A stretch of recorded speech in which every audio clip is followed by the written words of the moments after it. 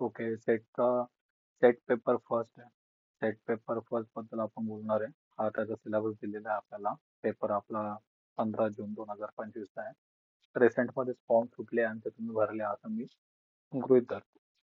तर paper first आहे. Paper first मध्ये आपल्याला येणार आहे टोटल 50 क्वेश्चन आणि प्रत्येक क्वेश्चन 2 मार्काचा, असं 100 गुणांचा हा पेपर असणार आहे. तर त्याचा सिलेबस आपल्याला युनिव्हर्सिटीच्या वेबसाईटवर दिलेला आहे. त्यांनी सेट एक्झाम्सच्या होम पेजवर गेला तुम्हाला भेटून जाईल. इथे टोटल त्यांनी काय केलं आहे, टोटल सिलेबस हा 1 ते 10 युनिट असा डिवाइड केलेला आहे. टोटल 10 युनिट आहेत आणि त्यांनी असं सांगितलंय, तर सिलेबसच्या सगळ्यात शेवटी याल तुम्ही, तर तिथं बघा असं सांगितलंय की 5 क्वेश्चन विचारले जाणार आहे. प्रत्येक क्वेश्चन 2 मार्क कॅरी करणार आहे आणि हा प्रत्येक सेक्शन मधनं, म्हणजे याला त्यांनी युनिटला मॉड्यूल म्हटलंय. तर टोटल 10 मॉड्यूल दिलेले आहे आणि प्रत्येक मॉड्यूल मधनं 5 क्वेश्चन येणार आहे. तर असे तुमचे 50 क्वेश्चन होणार आणि प्रत्येक क्वेश्चन हा तुमचा 2 मार्काचा. तर असे तुमचे हे 100 मार्क होणार असं त्यांनी सांगितलं. तर तुम्ही एकंदरीत जर बघितलं युनिट काय, तर एक आहे टीचिंग ऍप्टिट्यूड, दुसरा आहे तुमचा रिसर्च ऍप्टिट्यूड, तिसरा आहे तुमचा कॉम्प्रेन्शन. एक पॅसेज दिला जातो, 5 क्वेश्चन पॅसेजवर येणार. नंतर कम्युनिकेशन, रिझनिंग आणि एफटी. आता आपल्याला फोकस कुठे कुठे करायचं बघा. हा, रिझनिंग आणि एफटी वर फोकस करायचा आहे. नंतर लॉजिकल रिझनिंग, त्याचा सिलेबस दिलेला आहे.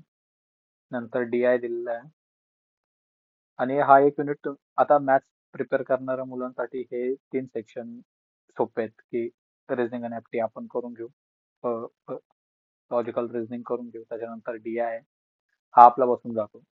त्याच्यानंतर तुम्ही आयसीटी वर फोकस करा, कारण का याचा सिलेबस सगळ्यात कमी आहे. 4च पॉईंट दिले वगैरे, 1 2 3 4, 4 पॉईंट दिलेले आहे. प्रत्येक पॉईंट गुगल करून घेतला तर तुम्हाला एक चांगल्या लेवलचे नोट्स भेटून जातील. सेकंड आहे तुमचा एन्व्हायरमेंट. हा एक युनिट तुम्ही तयार करू शकता. याच्यासाठी पीवायक्यू बघून घ्या. त्याच्यानंतर खूप काय वाटलं तर तुम्ही 11वी 12वीचं 11th आणि 12th तुमचं स्टेट बोर्ड आहे आपलं, जे की बालभारती वेबसाईट वर भेटून जाते पीडीएफ. जर गरजेची वाटली तर ती एकदा बघून घ्या. हा एक मुद्दा तयार होऊ शकतो तुमचा. आणि त्याच्यानंतर एक हायर एज्युकेशन हा एक आहे. जर एकंदरीत तुम्ही बघितलं, तुम्हाला लक्षात येईल की युनिट 3 नंतर 5 ते 10 डायरेक्ट इतके तयार होणार आहे. एक 3 नंबरचा युनिट आणि 5 6 7 8 9 10 हे टोटल 3 आणि 7, 7 युनिट तयार होऊन जातात. म्हणजे 7 गुणिले 5 35 क्वेश्चन आपण तयार करून घेऊ शकतो इझिली. उरले 3 क्वेश्चन आहेत, हे तर मी तुम्हाला सांगाल. सॉरी, उरलेले 15 क्वेश्चन आहेत जे तुमचे टीचिंग ऍप्टी, नंतर रिसर्च ऍप्टिट्यूड आणि त्याच्यानंतर कम्युनिकेशन याच्यात येणार आहे. तर हे तुम्ही काय करा की आधी पीवायक्यू बघून घ्या आणि पीवायक्यू बघा, पीवायक्यू सॉल्व्ह करा आणि देन तुम्ही डिसाईड करा की आता याचं काय करायचं, की नोट्स मधनं अभ्यास करायचा आहे की कशातनं अभ्यास करायचा ते बघून घ्या. एक सरळ सरळ लॉजिक हे असणार आहे की आधी तुम्ही अभ्यासक्रम घ्या, तो वेबसाईट वरनं डाउनलोड करून घ्या. त्याच्यानंतर पीवायक्यू ज्या आपल्या टेलिग्राम ग्रुपवर अपलोड केलेले आहेत, मॅथ्सचे पण क्वेश्चन पेपर आहेत आणि पेपर 1 पण मी आज अपलोड करून देईन. पेपर वन घ्या, त्याचे आन्सर की पण असेल, आन्सर की घ्या. हे पेपर प्रिंट मारून घ्या, प्रिंट मारा आणि काय करा, सॉल्व्ह करा. जे जे मॅथ्सचे क्वेश्चन आहे तिथंच सॉल्व्ह करा, त्याच पेजवर सॉल्व्ह करा, तिथेच सॉल्व्ह करा. तुम्हाला एक आहे ना रिपिटेशन दिसेल. एक 10-12 क्वेश्चन पेपर जर तुम्ही सॉल्व्ह केले ना, तुम्हाला एक रिपिटेशन दिसेल की अरे, की रिझनिंग मध्ये हे क्वेश्चन रिपीट होत आहे, ऍप्टी मध्ये हे क्वेश्चन रिपीट होत आहे, आयसीटी मध्ये हे क्वेश्चन रिपीट होत आहे. एन्व्हायरमेंट आहे तुमचा, एन्व्हायरमेंट आणि इकॉलॉजी, त्याच्यामध्ये क्वेश्चन रिपीट होत आहे.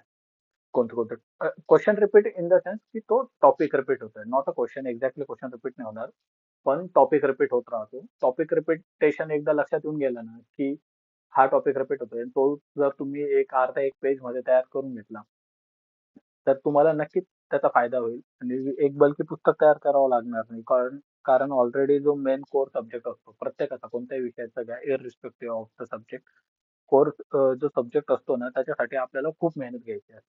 त्याच्यात पण जर पेपर 1 साठी जे इझी वेनी जाणार आहे, त्या वेनी जाऊन जर मार्क भेटत असेल तर त्याच्यावर फोकस ठेवा. त्याच्यासाठी परत एक स्पेशल 300-400 पानांचं पुस्तक घ्याल, ते घेणार, तो सोडवणार, त्याच्यात पण मग ते चांगलं भेटलं पाहिजे, त्याच्यासाठी स्पेशल टाइम देणार, असं नका करू.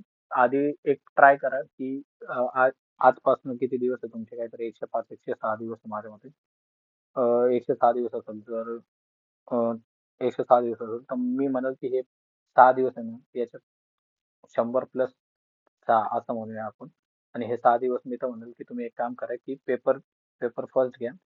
पेपर फर्स्ट घ्या आणि जेवढे पण पेपर फर्स्ट असेल ना, ते सगळे सॉल्व्ह करून टाका. सलग सॉल्व्ह करून टाका आणि त्याच्यानंतर डिसाईड करा की हा मला पुस्तकाची गरज पडणार आहे. मला काही एक्स्ट्राचं मटेरियल लागणार आहे पेपर वन साठी पण. तिथं मला मॅक्झिमम 100 पैकी स्कोर काढायचा आहे. कारण ओव्हरऑल कट ऑफ जेव्हा क्रॅक होईल तेव्हा हे पकडले जाणार आहेत मार्क. तुम्ही त्याच्यावर फोकस करा. आणि स्टेप त्याची हीच असणार आहे की पहिले तर तुम्ही अभ्यासक्रम घेणार. सेकंड PYQ घेणार. प्रिव्हियस इयर क्वेश्चन पेपर आपल्या टेलिग्राम ग्रुपवर पडलेले आहेत. फक्त मॅथ्सचे क्वेश्चन पेपर आहे आणि पेपर वनचे मी टाकून देईल. त्याच्यानंतर जेव्हा तुम्ही मेन कोर सब्जेक्ट चालू कराल तेव्हा सुद्धा आणि पेपर वन साठी पण मी म्हणेल PYQ प्रिंट मारा, सॉल्व्ह करा, तिथंच काहीतरी नोट्स काढा आणि एक इनसाइट घेण्याचा प्रयत्न करा. इनसाइट म्हणजे काय की जर समजा एखादा टॉपिक आहे, समजा रिअल अनालिसिस तुम्ही स्टडी करताय, रिअल अनालिसिस मधले कोणते क्वेश्चन रिपीट मोडवर येत आहेत, कोणते टॉपिक येत आहेत, कोणते सब टॉपिक येत आहेत, मग काही क्वेश्चन थेरम बेस आलेले आहेत की कधी कधी थेरमच्या स्टेटमेंटात विचारून घेतले, कधी कधी एक्सेप्शनल क्वेश्चन्स आहेत की त्यांच्यावर डायरेक्ट फोकस असतो की कमांड त्यांनी विचारली की अपवादात्मक जे गणित असतात की ह्या थेरमला हा अपवाद आहे, मग तेच गणित रिपीट मोडवर विचारून घेता. कधी कधी ते फॉर्म्युले विचारून घेता किंवा मग टॉपिक, सब टॉपिक, थेरम, थेरॉटिकल क्वेश्चन वेगळे असतात, कॅल्क्युलेशन बेस्ड क्वेश्चन वेगळे असतात. कॅल्क्युलेशन जास्त टफ होणार नाही याची काळजी घेतलेली असते. ऑब्विस ऑब्जेक्टिव्ह क्वेश्चन पेपर आहे, त्याच्यामुळे असं काही खूप लेंथी क्वेश्चन्स येत नसतात. काही ट्रिक्स असतात. नंतर तुम्ही एक सिलेबस बघा, त्याच्यावरनं तुम्हाला एक बऱ्यापैकी आयडिया येईल. देन तुमची बुक लिस्ट स्वतःची एक ठेवा की सिलेबस मध्ये जर समजा रिअल अनालिसिस आहे, मी जर एखादं पुस्तक वापरतोय किंवा मी नोट्स वापरतोय, तर तुमचा फोकस असला पाहिजे की मी पहिले सिलेबसला कव्हर करून घेईल माझ्या नोटबुक्स मधनं. देन माझं सेकंड टार्गेट असणार आहे की मी PYQ मधले सगळे क्वेश्चन सॉल्व्ह करेल. ट्राय हा असणार आहे की मी सगळे क्वेश्चन सॉल्व्ह करेल आणि विदाउट एनीवन्स हेल्प. पहिले मी ट्राय करेल. नाही झालं तर मी माझ्या मित्रांसोबत बसेल. 1-2 जणांचा ग्रुप बनवा चांगला. तुम्ही सगळ्यांनी बसून ट्राय करा की MCQ तुम्ही सोबत बसून सॉल्व्ह कराल. नंतर मॅक्झिमम क्वेश्चन सॉल्व्ह झाल्यानंतर मग तुम्ही रेडी होता. मग एखादं मार्केटमधनं एखादं चांगलं पुस्तक घ्या की त्याच्यात MCQ दिलेले आहेत. एक ऑथेंटिक पुस्तक घ्या. हे त्याच्यात तुम्हाला प्रॅक्टिस करायला भेटेल आणि मग ते सॉल्व्ह करून बघा. ते झालं, समजा ते पण होऊन गेलं आणि टाइम भेटला आहे, तर मी म्हणेल नेटचे क्वेश्चन पेपर घ्या. नेटचे क्वेश्चन पेपर सॉल्व्ह करून बघा. जर तुमचे सेट आणि नेट हे क्वेश्चन पेपर कोणते जे आपले घेणार आहेत सेटचे प्रॉपर PYQs, नेटचे प्रॉपर PYQs जे आतापर्यंत झालेले आहेत, CSIR, UGC ने जे नेट घेतली आणि पुणे युनिव्हर्सिटीचे सेट एक्झाम घेतली यांचे PYQ. तुम्ही एवढे जरी प्रामाणिकपणे करून गेले ना तरी तुम्हाला नक्की यश भेटून जाईल. तुम्ही एक ऍपच बिल्ड करा, त्याच्यावर कमांड आणा, सिलेबस कव्हर करा आणि त्याच्यावरच काम करा. जास्त काही करायची गरज नाहीये. 100 दिवसातही तुम्ही अजूनही आरामात पास करू शकता. तर तुम्ही अभ्यास करा. अजूनही 100 दिवस आहे. मी तर म्हणेल 100 दिवसात अजूनही खूप काही करता येतं. सगळा सिलेबस रिवाइज होऊन जाईल. सगळे PYQ सॉल्व्ह होऊन जातील.